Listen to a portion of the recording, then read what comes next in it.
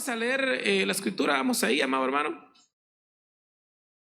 Vamos a leer ahí al apóstol Pablo, y vamos a leerlo en su carta a la iglesia de Éfeso. Y vamos a leerlo en el capítulo 5. Vamos a leer ahí al apóstol Pablo en el capítulo 5 de su carta a la iglesia de Éfeso, y vamos a leerla en el verso 18. Aleluya. ¿Está ahí conmigo? 5:18. Leemos la escritura en el nombre del Padre, del Hijo y del Espíritu Santo. Amén. Dice: no os embriaguéis con vino, en el cual hay disolución, antes bien sed llenos del Espíritu. Póngale ahí Espíritu Santo, ¿verdad? Vamos a orar. Padre, que tu presencia, Señor, a través de tu Santo Espíritu, así como la has derramado mientras cantamos, ministre nuestro corazón, ministre nuestro ser, ministre nuestra alma, ministre nuestro, Señor, todo nuestro ser, como dice la escritura, cuerpo, alma y espíritu, sean ministrados hoy por tu palabra. Que tu palabra hoy, Señor, sea viva, eficaz, así como le dice la escritura, capaz, cortante, Señor, penetrar, que penetre a lo más profundo de nuestro ser y que pueda dividir, Señor, las coyunturas, el alma, el espíritu. Que seamos ministrados hoy, Señor. Padre, háblanos. Espíritu Santo, te hemos cantado, te hemos invocado, hemos cantado que tú estás aquí, te hemos adorado, te hemos sentido, hemos, Padre, expresado nuestro ser, y tú estás aquí. Espíritu Santo, hoy, Señor, que tu palabra, Señor, pueda ministrarnos hoy. En el nombre de Jesús te lo pedimos, Señor. En el nombre de Jesús. Amén y amén. Aleluya. Hermano, en el contexto que nosotros leemos esta carta del apóstol Pablo, según, amado hermano, se cree, esta carta del apóstol Pablo la escribió desde la iglesia, desde cuando estaba preso en Roma, ¿verdad? Entonces, amado hermano, uno ve el apóstol Pablo escribiendo, acordándose, amado hermano, de una de las iglesias que él había fundado. La iglesia de Éfeso había sido fundada por el apóstol Pablo en su segundo viaje misionero. En aquel viaje, amado hermano, que él había tenido, ¿verdad? Después de su primer viaje, cuando salió ahí, hermano, a llevar las cartas que le habían dado los demás apóstoles, ¿verdad? En el capítulo 15 de Hechos. Un viaje corto el primero, ¿verdad? Pero en su segundo viaje, amado hermano, él llega hasta este lugar, hasta la iglesia de Éfeso. Todo eso lo vemos en el libro de Hechos, ¿verdad?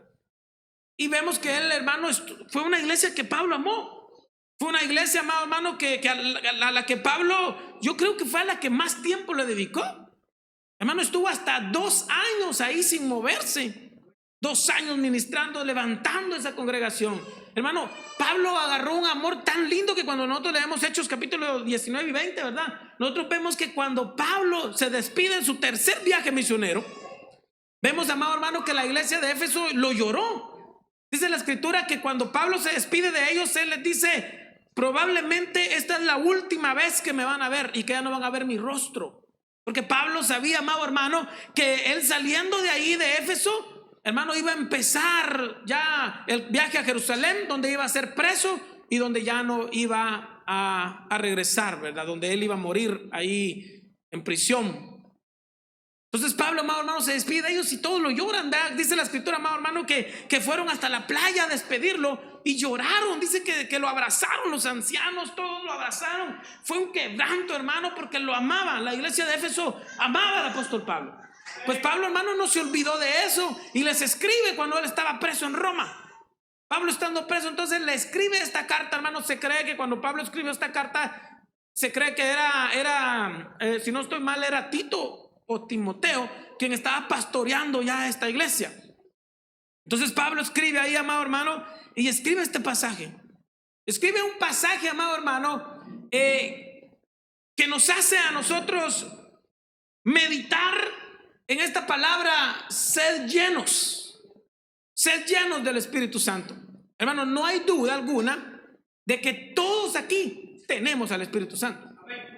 Usted tiene al Espíritu Santo, porque usted es templo y morada del Espíritu Santo. Dice la escritura que cuando creímos, y el mismo apóstol Pablo escribió eso en Colosenses, amado hermano, y lo vuelve a escribir también en Efesios capítulo 1, verso 13, ¿verdad? Él lo escribe, amado hermano, y dice que nosotros fuimos sellados cuando creímos, cuando recibimos al Espíritu. Y a los corintios les escribe, amado hermano, ustedes son templo y morada del Espíritu Santo. Y en el capítulo 12, ¿verdad?, de Corintios, ahí, hermano, cuando habla de los dones, él les dice ahí que todos fuimos bautizados en un mismo Espíritu. O sea que no hay duda de que usted tiene al Espíritu Santo, de que yo tengo al Espíritu Santo. Porque, hermanos, Romanos, en el capítulo 8, leámoslo, Romanos capítulo 8 y verso 9. Mire, hermano, usted nunca puede decir que usted no tiene al Espíritu Santo, porque el día que nosotros digamos que no tenemos al Espíritu Santo, ese día dejamos de ser hijos de Dios. Romanos capítulo 8, verso 9. ¿Está ahí conmigo? Dice, Romanos 8, 9, dice, mire, dice, mas vosotros no vivís según la carne, sino que, hermano, según el Espíritu Santo. Y es que el Espíritu, si es que el Espíritu de Dios mora en vosotros. Pero mire lo que dice al final. Y si alguno no tiene el Espíritu de Cristo, ¿qué dice, hermano? No es de él. Entonces, hermano, si usted dice yo ya no tengo al Espíritu Santo, usted dejó de ser de Cristo. Usted dejó de ser de Cristo. Perdimos la salvación, dejamos de ser salvos. En el momento que alguien diga yo ya no tengo al Espíritu Santo, o que diga, o que el Espíritu Santo lo abandone, hermano, en ese momento se acabó todo. Por eso es de que él dice en la escritura que cuando nosotros, hermano, creemos en él, pero creemos con un corazón arrepentido, cuando nosotros creemos de verdad y nacemos de nuevo, cuando hay una regeneración en nosotros, en ese momento, hermano, cuando usted nace de nuevo, ¡pum!, pasa a ser propiedad del Señor. ¿Verdad que sí? Usted es propiedad de Dios. Hermana, usted no es propiedad de su esposo. Sí, en parte, terrenalmente, ¿verdad?, por institución, pero realmente usted, hermana, le pertenece al Señor. Usted también, hermano. Nuestros hijos. Yo sé que nuestros hijos, amado hermano, nosotros como padres, ¿verdad?, sentimos esa responsabilidad fuerte sobre ellos. Hermanos, nos sentimos los dueños de nuestros hijos, ¿verdad?, que nos hagan caso, que esto y aquello. Pero nuestros hijos realmente, amado hermano, son de Dios. La escritura dice que nosotros vamos a tener que dar cuenta de nuestros hijos. ¿Qué les enseñamos? ¿En qué los instruimos? ¿Por qué? Porque ellos, hermano, están a nuestro cuidado, ¿verdad? A nuestro cuidado el Señor nos ha puesto. Bueno, en este contexto, entonces, amado hermano, todos sabemos ya que nosotros ya tenemos el Espíritu Santo. Pero mira esto, el apóstol Pablo le escribe aquí a gente que ya tenía el Espíritu Santo. ¿Y qué le escribe el Espíritu Santo a gente que ya tenía el Espíritu Santo? ¿Qué le escribe? Ser llenos. O sea que hay una diferencia, y quiero que note esto conmigo, hay una diferencia muy grande entre tener al Espíritu Santo como ya salvos de Dios, como sellados del Señor. Hay una gran diferencia, hermano, a ser llenos del Espíritu de Dios. Ahí, hermano, no nos confundamos, porque nosotros a veces creemos que con el hecho de que ya creímos y ya tenemos al Espíritu de Dios, ahí se acabó todo. Y eso no es así, amado hermano. El apóstol Pablo le escribe a gente que ya tiene el Espíritu, a gente que ha sido sellada y bautizada. Le escribe ¿qué? Sed llenos. No se lo escribió a gentiles que no eran cristianos. ¿A quién le escribe Pablo que sean llenos? A los que ya son justificados. Entonces, mi hermano, este verbo que aparece ahí, se lo leo. Ese verbo que aparece ahí, amado hermano, en la carta, es el verbo pleruruste. Y ese verbo pleruruste en el griego es un verbo imperativo de un presente continuo. ¿Qué significa un presente continuo? Presente continuo es, por ejemplo, hermano, en español, cuando usted dice yo estoy comiendo. Si usted dice yo estoy comiendo, ¿eso qué significa? ¿Pasado? No, ¿futuro? ¿Qué significa? Pero un presente que usted está en la acción, que usted está comiendo. Es como en inglés, ¿verdad? Los verbos que les agregamos, el ing, que uno dice running. ¿Por qué? Porque está en la acción, ¿verdad? Entonces, este verbo que aparece ahí es un verbo de esos, es un presente continuo. O sea, que es un presente que no se termina. O sea, el apóstol Pablo lo que les está diciendo, hermano, cuando uno lo lee en el griego, es: manténganse llenando del Espíritu Santo. Manténganse llenando del Espíritu. No es: ya fueron bautizados por el Espíritu Santo, ya fueron sellados por el Espíritu Santo y se acabó. No, el Espíritu Santo les dice: ustedes se tienen que mantener llenando. Mire, hermano, si uno lo lee, por ejemplo, en versiones más apegadas a una traducción textual, ahí dice así, ahí dice: manténganse llenando del Espíritu Santo. Mi pregunta, hermano, para usted sería: amado hermano, ¿usted se mantiene llenando del Espíritu Santo? ¿Está en una constante búsqueda del Espíritu de Dios? ¿O usted dice: nah, pues ya me selló el Espíritu Santo, ya la hice? El apóstol Pablo le escribe eso a estas personas. Entonces hay una diferencia, que nosotros como cristianos debemos de seguir buscando la llenura del Espíritu de Dios constantemente, amado hermano. Ahora yo le pregunto, hermano, si yo le dijera a usted: aconséjeme, hermano. Si yo llegara a su casa, o si alguien aquí llegara a su casa y le dijera: hermano, aconséjeme, ¿cómo le hago para ser lleno del Espíritu Santo? ¿Cómo le hago para llenarme del Espíritu Santo? ¿Qué consejo le daría a usted? Le voy a dar permiso para que al hermano que está a su lado le pregúntele, ¿y cómo me lleno del Espíritu Santo? Dígale. Usted, hermano, que le preguntaron, pues contéstele. ¿Cómo? Ayúdenme a predicar. Le voy a dar 40 segundos a que desde ahí donde está, a todo pulmón y con toda su garganta, me grite unos consejos. Pero no me sordee, porque es mucho ruido, hermano. Demasiado ruido se escucha ahorita.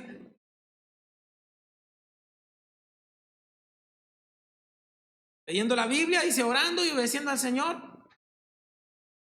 ¿Cómo me puedo llenar yo del Espíritu Santo? Entonces, mira, amado hermano, probablemente nosotros lo sabemos. Por ejemplo, la hermana dice: leyendo la Biblia, y orando, ¿verdad? Y obedeciendo. ¿Cada cuánto lo haríamos? Todo el tiempo. Pero si uno sabe eso, ¿lo hace? ¿Lo hace, amado hermano? Porque no es lo mismo saberlo que hacerlo. No es lo mismo, porque usted va a decir: leamos la Biblia, y la lee manteniendo. Recuerden que ese verbo es un verbo de ¿qué? Un verbo de eterno presente. Es un imperativo. O sea, no vale, amado hermano, de que igual leer 2 capítulos de la Biblia de un solo, para que así los divido en 4 y ya la hice toda la semana, ¿verdad? Pues voy a orar 4 horas hoy, y esas 4 horas me valen por el resto de la semana. Eso no, ¿verdad? Voy a orar por mis alimentos, como yo conocí una persona que decía: yo oro por mis alimentos en la mañana, cuando nomás me levanto, de una vez por los del almuerzo y por los de la cena, y para que así pues ya no tengo que orar el resto del día. No, vea que no. Es un presente imperativo continuo. Amén. Bueno, hermano, ¿por qué el apóstol Pablo usa ahí la palabra del vino? Los que les gusta estudiar el contexto bíblico, hermanos, saben qué tipo de ciudad era Éfeso. ¿Y qué tipo de ciudad era Éfeso? Éfeso era de lo peorcito, amado hermano. Éfeso era una ciudad tan pagana que tenía varios dioses, pero entre esos dioses se acuerda de la diosa Diana y de Demetrio. Demetrio, el que vendía las estatuas, y hubo un gran problema ahí, amado hermano, ¿se recuerda? Pero entre esos dioses, amado hermano, estaba un dios llamado Dionisio. Por eso ese nombre de Éfeso, hermano, sus dioses empezaban con la D: Diana, Dionisio. Entonces, amado hermano, este dios Dionisio, que era el dios masculino de Éfeso, era un dios de que los rituales que le tenían que hacer a Dionisio, mire, hermano, esto le va a gustar a muchos que no están aquí, que no están aquí. Yo sé que a usted no le va a gustar esto, pero ¿sabe cómo era el ritualismo al dios Dionisio? Era que en sus rituales la gente se tenía que poner, pero bien borracha. Porque la manera de agradarle al dios Dionisio era, hermano, llegar al templo bien borracho. Era emborracharse hasta donde ya no poder. Esos eran los rituales que se le hacían a ese dios Dionisio. Hermano, no tiene, mire, no hay nada de diferencia con los rituales que hacen hoy en las fiestas, ¿verdad? Por ejemplo, los que fuimos católicos, se recuerda de las fiestas a los patrones de los pueblos. ¿Y qué hacían en la fiesta a los patrones de los pueblos? Tomar, hermano. Si la fiesta de los patrones de los pueblos, hermano, el pueblo que se llamaba San Mateo, el pueblo que se llamaba San Juan, el pueblo, y yo me acuerdo de la fiesta de San Juan allá en mi pueblo, que era el patrón del pueblo. Hermano, mire, eso era 7 días de fiesta para darle, hermano. Gracias a Dios yo nunca tomé, ¿verdad? Pero, hermano, esas eran las fiestas. Tomar y tomar. Pues algo así eran los rituales a este dios Dionisio. Y esto, hermano, Pablo lo estaba viendo que los cristianos lo seguían haciendo. Pablo estaba viendo que había muchos que querían todavía seguir con sus tragos, sirviendo a Dios, sirviendo a Cristo. Ya como parte del cristianismo, querían seguir participando en los rituales al dios Dionisio. O sea, se echaban sus cuantos tragos, pues. Hermano, aquí espero que ya no haya nadie que todavía a escondidas, ¿verdad, hermano? Entonces, mi hermano, estos tipos de rituales, entonces el apóstol Pablo sabía que la cultura de la iglesia de Éfeso era tomar. Les gustaba, hermano. Por eso el apóstol Pablo usa este texto y él les dice, porque ellos iban a comprender perfectamente esto. Por ejemplo, hermano Nico, que cuenta, ¿verdad? Que él, bueno, y no son palabras de mi boca, ¿verdad? Sino que cuenta que él fue un alcohólico, pero alcohólico de los alcohólicos que dice que se quedaba tirado. La otra vez dijo él, ¿verdad? Que hasta dice que las faldas de las mujeres le pasaban por arriba, dice él. Él entiende este contexto, usando esa palabra del vino. Yo tal vez no, porque como yo nunca tomé, y eso que viví en la calle, amado hermano, que me crecí de una vez sin puro patito, sin freno, ¿verdad? En la calle de una vez. Pero entonces, amado hermano, por eso Pablo usa ese contexto, porque él sabía que esta gente lo iba a entender. ¿Y qué les dice? ¿Qué les dice? Vamos ahí otra vez. En Efesios capítulo 5. Y le dice, no se embriaguen, porque él sabía que se estaban emborrachando aún. No se embriaguen con vino, en el cual hay desilusión, sino que dice, antes vean ser llenos del Espíritu Santo. Bueno, vamos así rapidito, rápido, porque ahorita vamos a ir avanzando. Dice, hermano, ¿qué es ser lleno del Espíritu Santo? Vamos a Gálatas 5:26. ¿Qué es ser lleno del Espíritu Santo? Gálatas 5, capítulo 10, Gálatas 5, verso 16. ¿Qué es ser lleno del Espíritu Santo? Gálatas 5, 16. ¿Está ahí conmigo? Bueno, esto es ser lleno del Espíritu. Digo, pues, andad en el Espíritu y no satisfagáis los deseos de la carne. Pregunta, ¿qué es ser lleno del Espíritu?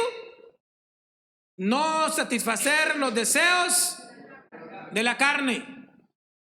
Pregunta, ¿ser lleno del Espíritu es ¿Tener los 9 dones? En parte. En parte. En parte. ¿Ser lleno del Espíritu es hablar en otras lenguas, hermano? En parte. En parte. Pero la definición más completa de ser lleno del Espíritu, el apóstol Pablo la dice que es: digo pues, andad en el Espíritu y no satisfagáis los deseos de la carne. 17. Porque el deseo de la carne es contra el del Espíritu, y el del Espíritu es contra la carne. Y estos, ¿qué, hermano? Se pelean entre sí para que no hagáis lo que quisiereis. Pero el 18, pero si sois guiados por el Espíritu, no estáis bajo la ley. Y ahí da todo, hermano. Y manifiestas son las obras de la carne, y sigue dando todo. Por eso leímos Romanos 8:9. Entonces, amado hermano, ¿qué es ser lleno del Espíritu? ¿Qué es estar lleno del Espíritu? Estar lleno del Espíritu, amado hermano, es cuando usted ha logrado doblegar su yo y ahora es un esclavo por amor, pero un esclavo por amor a Cristo. Amado hermano, hay un pasaje en Apocalipsis. Hay un pasaje en Apocalipsis que dice este pasaje: porque el Señor no hará nada sin que antes se lo revele. ¿A qué dice este pasaje? A sus siervos los profetas. Pero cuando uno lo lee en el original, esa palabra siervos ahí, su traducción más certera es a sus esclavos. A sus esclavos. Por eso cuando uno la lee, la tiene que leer: porque el Señor no hará nada sin que antes no le revele a sus esclavos, los profetas. Entonces, amado hermano, mire, ¿usted es libre, sí o no? ¿Usted es un ser libre?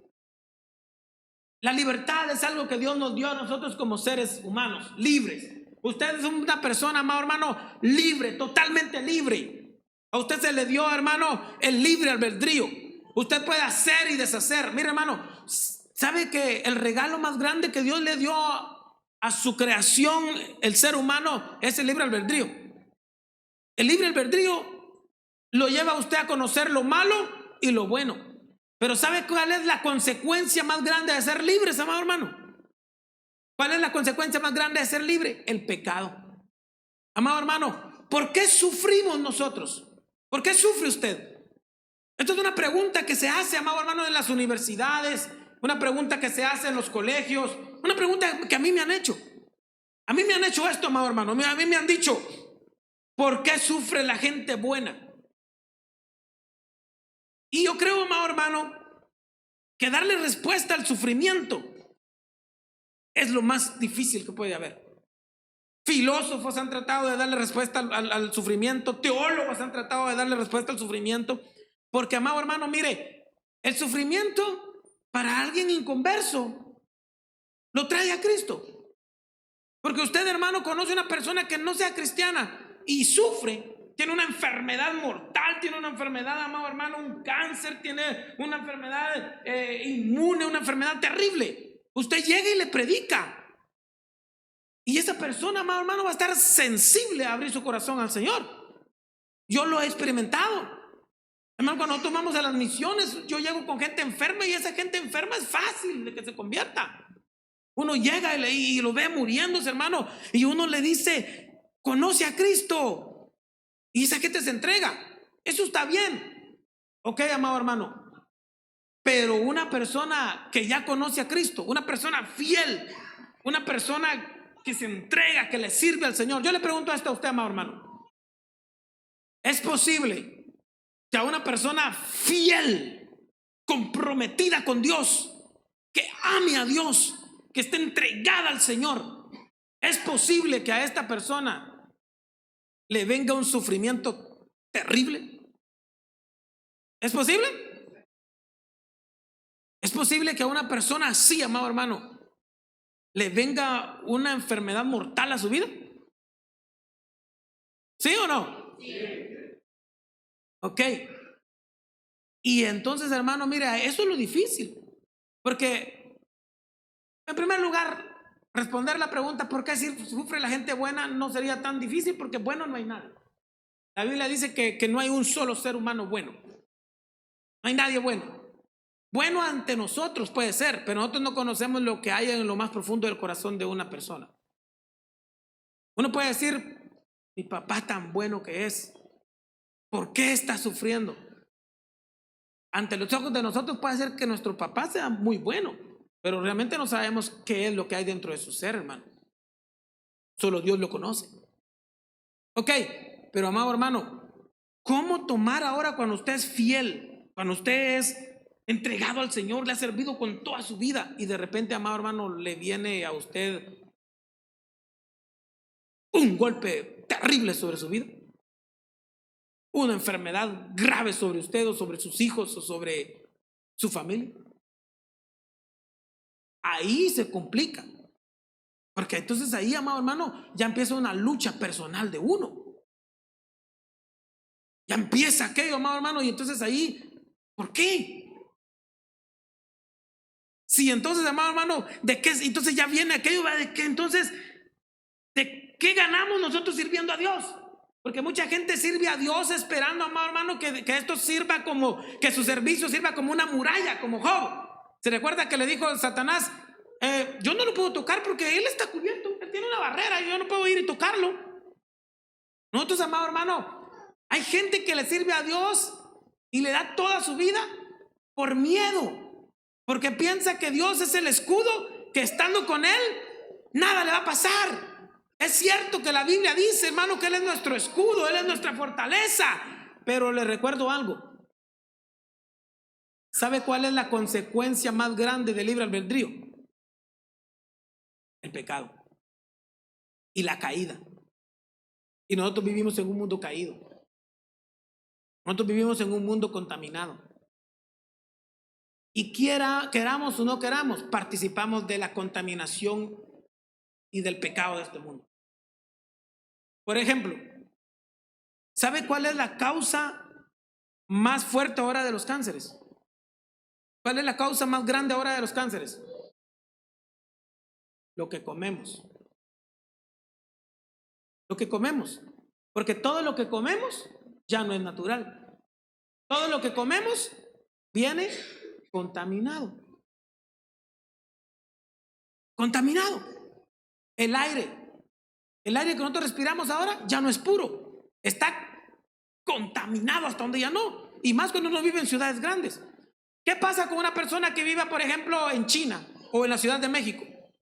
Se va a enfermar bien terrible los pulmones. Usted, hermano, ¿qué pasa si come solo comida de la refri? De la frozen que está en los supermercados y no come nada que usted cocine naturalmente. Se va a enfermar terriblemente, se va a enfermar a lo largo del tiempo. Ahora yo le pregunto, hermano, ¿Dios tiene culpa de todo eso? No. ¿Por qué? Porque nosotros vivimos en un mundo contaminado y caído. ¿Quién contaminó todos los alimentos? ¿Quién los contamina? El hombre. ¿Quién contamina el medio ambiente? El hombre. Genéticamente, ¿cómo se va pasando las enfermedades? Y ahí va ya naciendo, todo está corrompido. Entonces, debemos entender de que ser lleno del Espíritu va más allá de una vida religiosa. Hermano, nosotros creemos, mire, ¿por qué le tocó esto? Porque nosotros pensamos que vivir una vida religiosa es vivir lleno del Espíritu. Y vivir una vida religiosa no tiene nada que ver con ser lleno del Espíritu. ¿Qué es vivir una vida religiosa? Hay gente que vive una vida religiosa, hermano, y nunca vivió una vida espiritual. Una vida religiosa, por ejemplo, es tener la Biblia como un amuleto en su casa, abierta en el Salmo 91, porque usted piensa que si lo recita todos los días, nada malo le va a pasar. Eso es vivir una vida religiosa. Vivir una vida religiosa es casi todo lo que hacían los judíos, pensando que los ritos y las fiestas salvan al ser humano o lo protegen al ser humano. Eso no es así. Eso no funciona así. Bueno, mire, rápido, ¿por qué? Porque quiero hacer algo. Hay una gran diferencia entonces entre vivir una vida espiritual y vivir una vida religiosa. Mire, 2 oraciones. Aquí le presento algo rapidito. Pero mire, antes de presentarle esto, vamos rápido a esto. Bueno, ¿cómo podemos nosotros vivir una vida espiritual? Vamos a cómo nos podemos llenar del Espíritu, rápido. Romanos 12, capítulo 1 y 2. Romanos 12, 1 y 2. ¿Está ahí conmigo? Número 1, entregados totalmente a Cristo. Así que, hermanos, os ruego por la misericordia de Dios que, ¿qué, hermano? Que presentéis vuestros, ¿qué? Cuerpos en sacrificio vivo, santo, agradable a Dios, porque es vuestro culto racional. No os conforméis a este siglo, sino transformaos por medio de la renovación de vuestro entendimiento, para que comprendáis cuál sea la buena voluntad de Dios, agradable y perfecta. Número 1, ¿qué hacer para ser lleno del Espíritu? Entregar nuestro cuerpo. Hermano, ayunar. ¿Usted ayuna, hermano? Hay 2 maneras que usted puede ayunar. Una puede ayunar religiosamente y una puede ayunar espiritualmente. Ejemplos bíblicos hay muchos. Por ejemplo, hermano, los fariseos y muchos discípulos de Juan ayunaban de una manera religiosa. Muchos. Como le digo, hermano, hay que aprender a hacer la diferencia entre crecer religiosamente y ser llenos del Espíritu. Porque muchos dicen, sí, yo ayuno, pero ayunan de una manera religiosa, solo como ritos, como lo hacían los fariseos. ¿Qué dice la Biblia que hacían los fariseos? Mire, hermano, voy a ayunar. Se ponían así, mire, voy a ayunar hoy, voy a ayunar. Ay, se ponían demacrados, se les miraba la cara hambriento. Llegaban al templo, anunciaban: mañana no me moleste porque voy a estar en ayuno, mañana no contesto porque voy a estar en ayuno. Así hacían. Llegaban, amado hermano, y se ponían y decían: estoy ayunando. Eso es de una manera religiosa, con ego, hermano. ¿Cómo le dijo aquel que se presentó en la oración? Ayuno todos los días, dijo, ¿ve? ¿De qué sirve ayunar de una manera religiosa? De nada. Por eso cuando se recuerda que el profeta dice, ¿cuál es el verdadero ayuno? ¿Y qué es el profeta? Porque el verdadero ayuno, dice Jehová, es, ¿qué dice? Y empieza ahí a decir: no señalar con el dedo acusador, no empezar, y empieza a decir. El ayuno, según Romanos capítulo 12 verso 1, sí es crecer espiritualmente, pero hacerlo de una manera espiritual. Ayunar de una manera espiritual es presentar nuestro cuerpo como un sacrificio santo, agradable a Dios, como culto racional. Pero dice ahí, mire, no os conforméis de este siglo, sino transformados, ¿qué, hermano? Por medio de la renovación de vuestro entendimiento.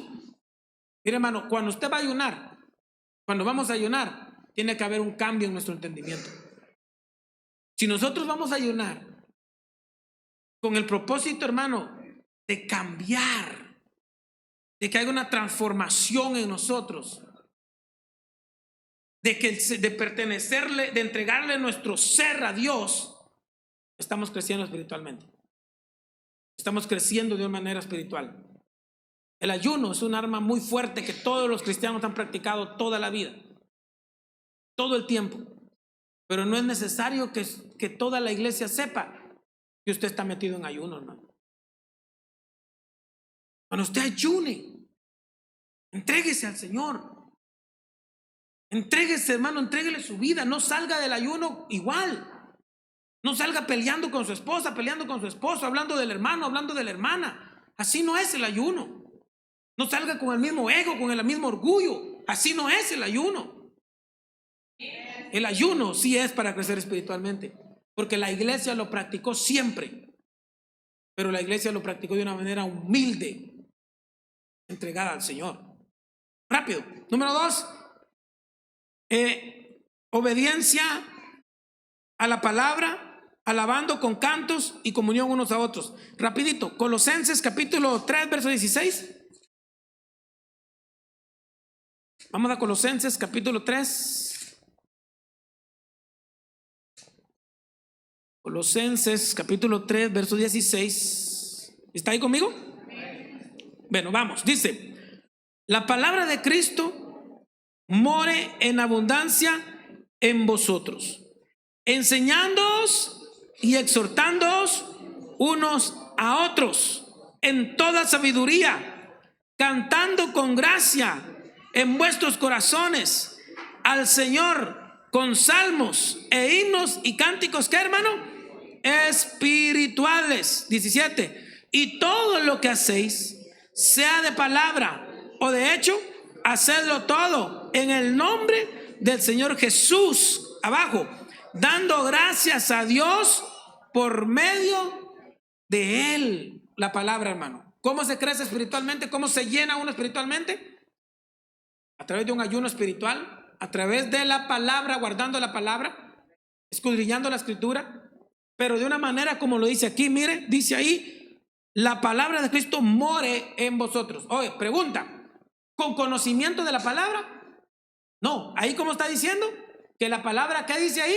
More en vosotros. O sea que lo que usted aprendió hoy, no lo deje en la mente. Lo que usted aprendió hoy, lo baje al corazón.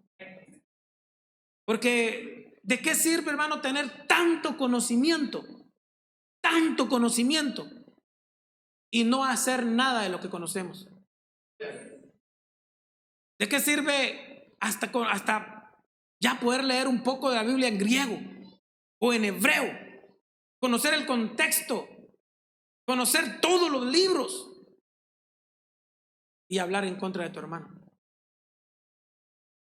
y juzgar al hermano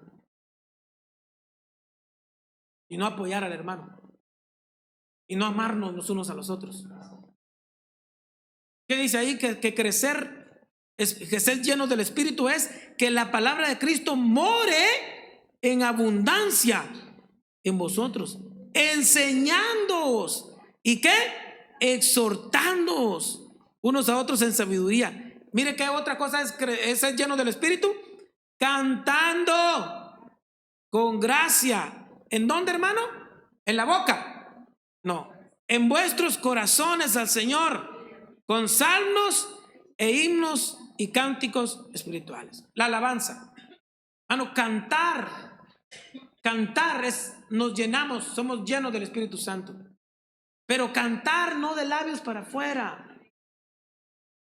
Hermano, ¿de qué sirve tener un ministerio de alabanza tan bonito y tan grande si todos los cánticos que cantemos con trompetas, con saxofón, con bajo, con guitarra, con batería, todos esos cantos, ni los entendemos, ni los comprendemos, ni comprendemos nada de lo que estamos cantando? Hermano, usted cuando canta, ¿comprende lo que está cantando? Como dijo, ¿se recuerda que le dijo el eunuco a Felipe? ¿Entiendes lo que lees? Hermano, yo le pregunto y me pregunto a mí mismo: ¿entiendes lo que cantas? ¿Está entendiendo usted lo que está cantando, hermano? Porque dice ahí que con cánticos en nuestros corazones. Hermano, ser llenos del Espíritu Santo es aprenderle a cantar a Dios. Aprenderle a cantar. Por eso, mira, amado hermano, no cantemos cualquier canto. Hoy en día en las iglesias, hermano, están llenas de cantos que lo único que son canciones. Ya no son cantos espirituales. Ya no, porque, hermano, solo son canciones de que y corro para un lado, y corro para el otro, y corro para el otro, y corro, y corro, y corro, y corro para adelante, y corro para atrás, y brinco, y brinco, y brinco, y brinco, y brinco. Dígame, hermano, ¿qué le dejó eso? Cansancio, ¿verdad? Cansancio. Y así están todos, hermano, y las iglesias y las luces y apagados y todo, y todos, y tan, ¿verdad? Y todos cantando, hermano, y ahora la batería, y pum, pum, pum, pum, pum, pum, pum, y ahora el bajo, y luciéndose.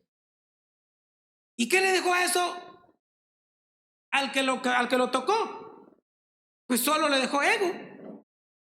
Yo toqué por más de 10 años, amado hermano, y mire, yo me recuerdo que llega un momento donde uno lo que quiere es que me den un solo, que me den un solo, que me den un solo. Yo quería un solo del bajo, hermano.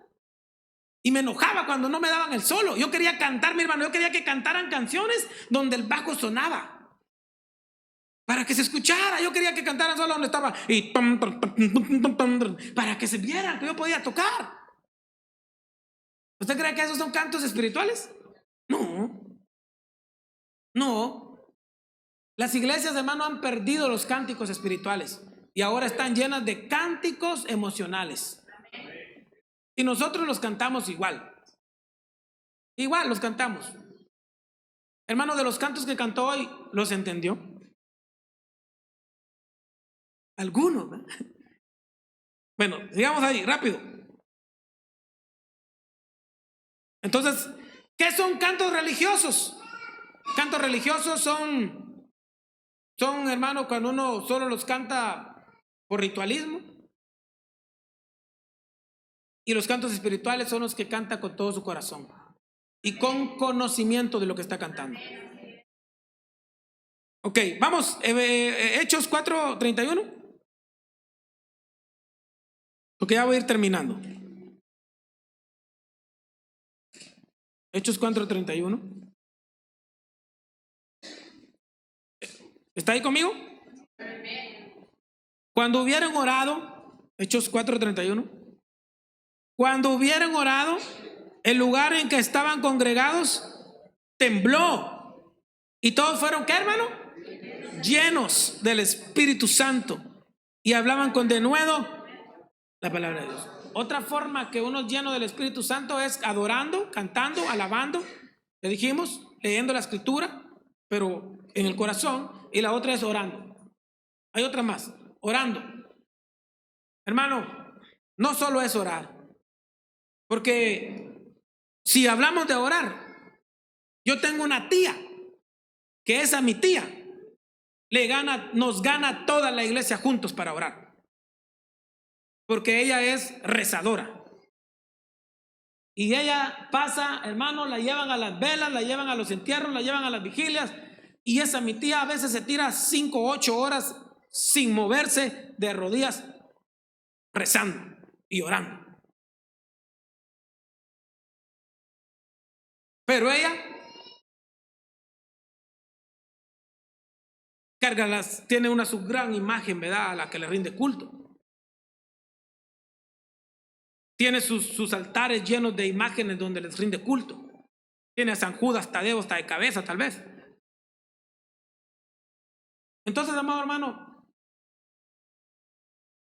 cuando la Biblia habla de orar, hay que tener un gran cuidado. Porque muchos tenemos la oración religiosa y no la oración que nos llena del Espíritu Santo. Un ejemplo claro de la escritura es aquellos dos que llegaron orando delante del Señor. Y llegó uno y le decía, Señor, yo diezmo esto. Mira, hermano, ahí estaban dos orando. Y decía, Señor, yo diezmo, yo ofrendo, yo ayuno, yo hago esto, yo no soy como aquellos, yo esto, Padre, yo aquello, bendito Dios. Por eso, mira, respóndeme, porque yo he hecho esto, yo he hecho aquello, respóndeme.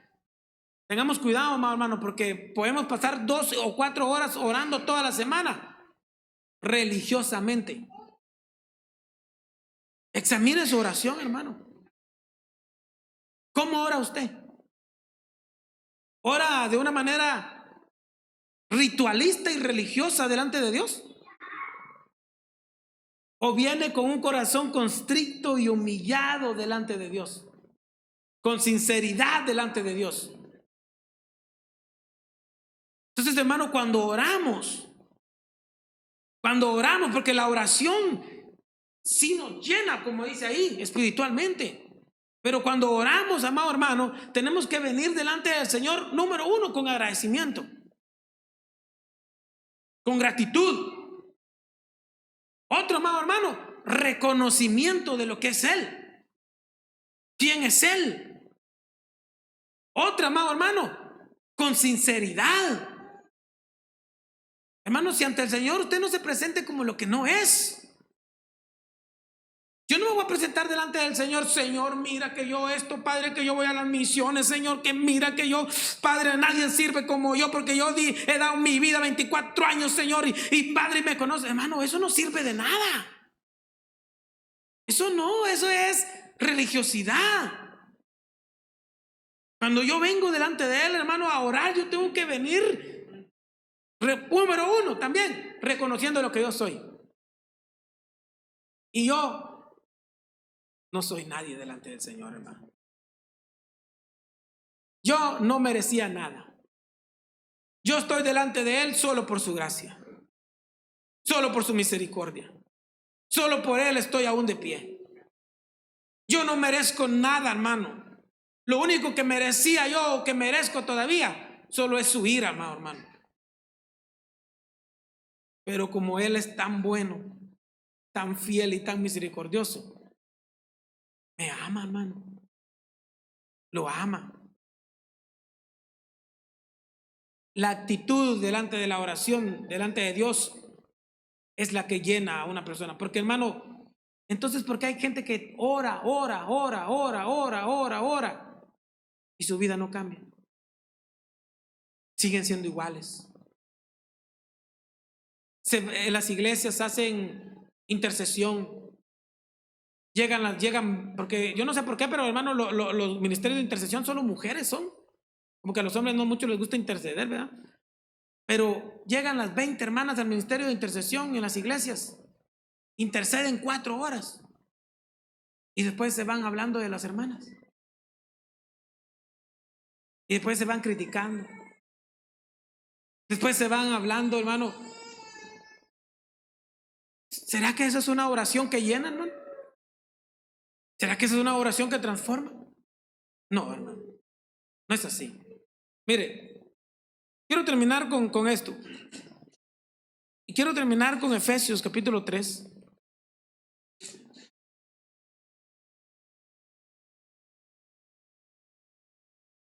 Porque ser llenos del Espíritu, estar llenos del Espíritu, hace lo que dice aquí. Efesios capítulo 3, verso 16. Ok, ¿está conmigo ahí? Vamos a leer al 19. Dice, Efesios 3, dice: para que os dé conforme a las riquezas de su gloria, el ser fortalecidos con poder en el hombre interior. ¿Por quién, hermano? Por su espíritu. Siga leyendo. Para que habite Cristo por la fe en vuestros corazones, a fin de que arraigados y cementados en amor, seáis plenamente capaces de comprender con todos los santos cuál sea la anchura, la longitud, la profundidad, la altura, y de conocer el amor de Cristo que excede a todo conocimiento, para que seáis llenos de toda la plenitud de Cristo. Y aquel que es poderoso para hacer todas las cosas mucho más abundantemente de los que pedimos y entendemos, según el poder que actúa en nosotros. Hermano, ser llenos del Espíritu hace que estemos fuertes, hermano. Con este punto, hermano, este punto quiero dejarlo en tu corazón. Porque, amado hermano, lo que estaba diciéndote yo desde hoy, con la pregunta que iba a abrir, la pregunta que yo te dije, si realmente respondieras ¿cómo estás?, dirías, mi hermano, si nos quitáramos la religiosidad, si te quitaras la religiosidad de tu vida, si te quitaras el querer aparentar que tú eres fuerte, si te quitaras el querer aparentar que el hermano está fuerte, él nada lo derriba, ¿cómo respondieras la pregunta realmente, ¿cómo estás? ¿Cómo la vas a responder? Porque yo soy sincero, amado hermano, yo he respondido esa pregunta sarcásticamente o la he respondido solo por fe. Y he dicho, ¿cómo estás? ¿Cómo está, hermano? He dicho, bien, bien. Cuando tú sabes que no estás bien. Tú sabes que te estás muriendo por dentro. Cuando tú sabes que estás tal vez adolorido, que tu fe está jugando. Cuando tú sabes que tal vez, amado hermano, estás en un momento donde estás dudando. Hermano, yo te pregunto, ¿tú nunca dudas? ¿Nunca dudas? Hermano, yo he dudado. Yo he dudado. Yo a veces he estado lleno de dudas. Hermano, yo he tenido crisis de fe. Yo he estado en situaciones, amado hermano, donde yo me he sentado, he entrado a mi habitación y he dicho, tengo una crisis de mi fe. Pero el miedo al hermano nunca nos va a dejar responder eso. Nunca me va a decir, hermana, ¿cómo está? Usted nunca me va a decir, estoy dudando, hermano. No me lo va a decir aunque usted esté dudando. ¿Por qué no me lo va a decir? El miedo al que dirán. El miedo a que digan que tú no eres espiritual. El miedo a que digan que tú te alejaste de Dios. El miedo a que digan que tú, este es carnal. Pero la Biblia dice ahí, amado hermano, que cuando somos llenos por el Espíritu Santo, ese hombre dentro de nosotros se va, ¿qué? Fortaleciendo. ¿Por qué esa palabra fortaleciendo? Porque no somos fuertes, hermano. Ese verbo fortaleciendo ahí es porque está sobre una persona que es débil. Que es débil, amado hermano. Nadie necesitara fortalecerse si ya estuviera fuerte y si no fuera débil. ¿Por qué las personas van al gimnasio y quieren fortalecer su cuerpo? Porque están débiles de su cuerpo. Porque la Biblia nos llama al fortalecernos continuamente. Porque sabe que somos débiles. Porque sabe que nosotros dudamos. Sabe que cuando, hermano, mire, ¿quién no va a dudar? Cuando mira tal vez a su familiar, a su hijo, a su esposa, a su esposo, ahí postrado, tirado, donde usted ya oró, donde usted, hermano, usted tal vez está allá y ayunó y ve que no pasa nada y lo ve sufriendo, o ve muriéndose a la persona que usted ama y quiere. ¿Cómo no va a decir usted? ¿Qué hago? Dios sabe que somos débiles, pero mira, amado hermano, a mí me encanta la sinceridad de aquel enfermo, de aquel ciego, amado hermano, de aquel que estaba desahuciado, que cuando el Señor llega y lo agarra de la mano, el Señor llega y lo agarra de la mano, hermano, y le dice, ven, y se lo lleva. Y lo saca de la ciudad. ¿Sabe por qué lo sacó de la ciudad? Porque el Señor conoce que nosotros no perdonamos a nadie y no dejamos pasar a nadie, hermano. Que nosotros cuando tengamos la oportunidad de darle palo a alguien, le vamos a dar palo, hermano. Y el Señor lo saca de la ciudad y se lo lleva. Y dice que lo saca de la ciudad y lo lleva y le dice, porque él clamaba. Dice que él clamaba ahí y le decía, Rabí, hijo de David. Y el Señor le dice, ¿qué quieres que haga por ti? ¿Y sabe qué le dice él? Que recobre mi vista. Mire cómo estaba clamando allá. Gritaba y cuando lo oyeron, pues se lo llevó.